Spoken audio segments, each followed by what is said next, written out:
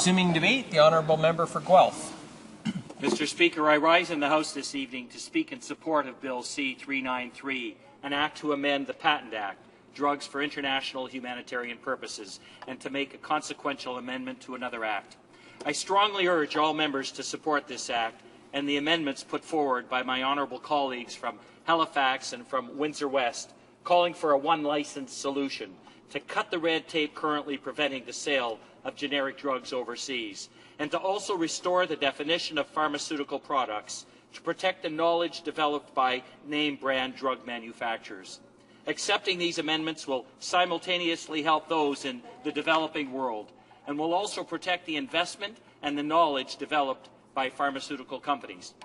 On May 14, 2004, the Martin Liberal government passed Bill C-9, an act to amend the Patent Act and the Food and Drugs Act, also known as the John Chrétien Pledge to Africa Act. This act established the legal framework for Canada's Access to Medicine regime, or CAMR, which sought to balance Canada's trade and intellectual property obligations with the humanitarian objectives set out in Bill C-9 and help us honour our commitment to realize the 6th Millennium Development Goal to combat HIV and AIDS. Despite this act's best intentions, CAMR was unsuccessful in its objectives to facilitate timely access to generic versions of patented drugs for people in the least developed or developing countries to fight HIV, AIDS, malaria, tuberculosis, and other diseases.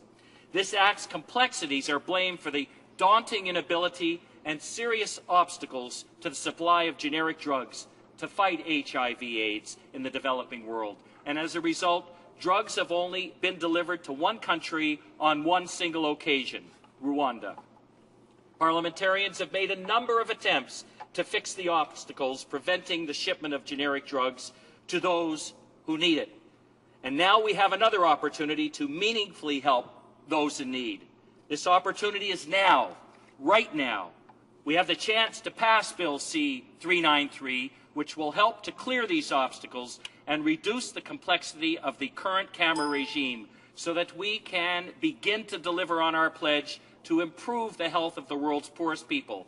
It is absolutely imperative that we do so, to stop people from dying when they could be living, to alleviate suffering when they could be blessed with an extension of their lives for their own well-being and the well-being of their entire family.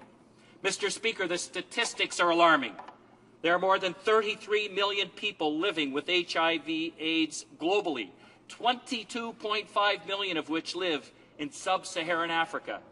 3/4 of all AIDS-related deaths since 2008 occurred in Africa. There are 2.3 million children infected with HIV. 1 in 2 children with HIV in the developing world dies before their 2nd birthday. Less than 15% of the children who need treatment are getting it. More than 500,000 children die of AIDS every year, and every day 7,100 people become infected with AIDS. Yet statistics themselves can be desensitizing, thrown around at random to make a point. I've had a hard time conceptualizing what 2.3 million children infected with HIV really means. So I thought I'd put this into perspective. I recall a documentary called Paperclips, where children in a middle school in Tennessee, attempting to grasp the enormity of just how big the number 6 million really is, gathered 6 million paper clips, one for each life. If we did the same and placed the clips in boxes of 100, just like the ones we have in our offices, the number of children with HIV in developing countries would equal the number of paper clips contained in 23,000 of these boxes. Another comparison, 33 million people in the world are living with HIV/AIDS globally. That's the entire population of Canada. Can you imagine attempting to treat this many people in a meaningful way with your hands tied because of ineffective and cumbersome legislation that we can now change? Developing countries in Africa are already suffering from this government's withdrawal of foreign aid dollars, which in part resulted in our loss of a seat at the United Nations Security Council. We must not allow this ambivalence to prevail. If we do not vote for this bill, we will wake up tomorrow and we as a country will be no better able to help the 7,100 newly infected people with HIV tomorrow, nor will we be in a position to prevent another 7,100 people from becoming infected 2 days from now. Today we have to make a choice, and there is only one right decision. I'm voting for Bill C-393. I am voting for helping people in need and for doing what is right, and I am imploring everyone in this House to do the same. I'm acutely aware of the way HIV/AIDS destroys people's lives, having personally witnessed this epidemic while doing international aid work in San Pedro Sula, Honduras, the city with the highest incidence of AIDS in Central America at the time I was there. As part of my continuing international aid work in Central and South America, I've helped build schools in the hope that knowledge and health education can keep children safe and help prevent the infection of HIV. A 2008 UN report estimated that 7 million cases of AIDS could be prevented in the next decade if every child received a primary education. I'm also aware of the impact that AIDS can have through my work with Dr. Anne-Marie Zadjlik in the Maasai Center in Guelph for the treatment of AIDS, and while on the Bracelets of Hope campaign, where we raised over $1 million selling red and white beaded bracelets made by the women of Lesotho in southern Africa to fund AIDS treatment centers in that country. In discussing this bill, Dr. Zadjlik said, and I quote, "In the last 5 years, I have treated hundreds of HIV-positive children, and despite our best attempts, many of these children died. In our world of unprecedented wealth, information, and technology, no child should die of a preventable disease. The life-saving miracle of medicine and medical technology is part of the intellectual property of the world and should be made available to all," end quote. Prevention has to be taken seriously, and this can be achieved in several ways.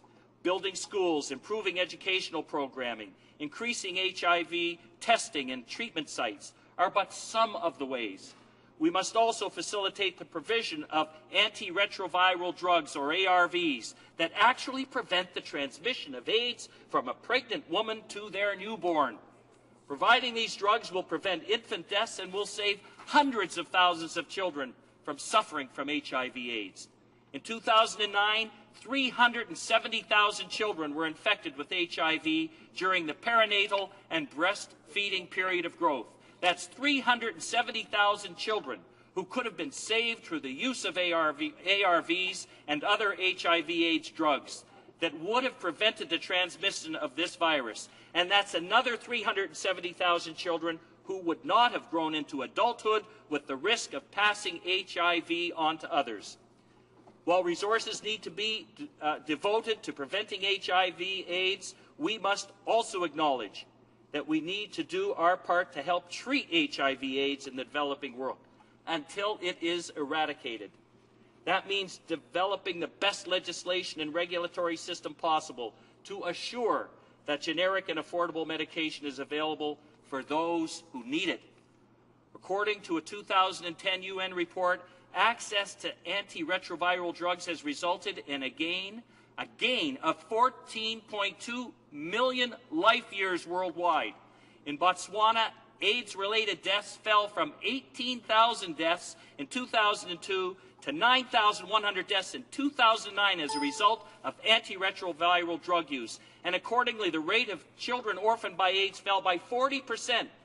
This is not only a matter of life and death, it is also an enormous moral and social issue. This House should be grateful for the efforts of the Go-Go grandmothers who've nobly and passionately worked towards the passage of this legislation. I can feel the impact that their members have had on this House, and I sincerely hope their efforts have not been in vain.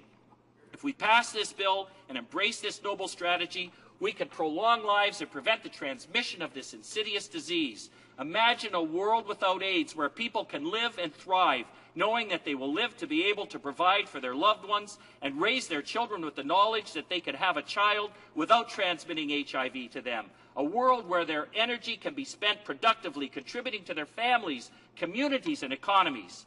Wishing this to be true will not make this happen.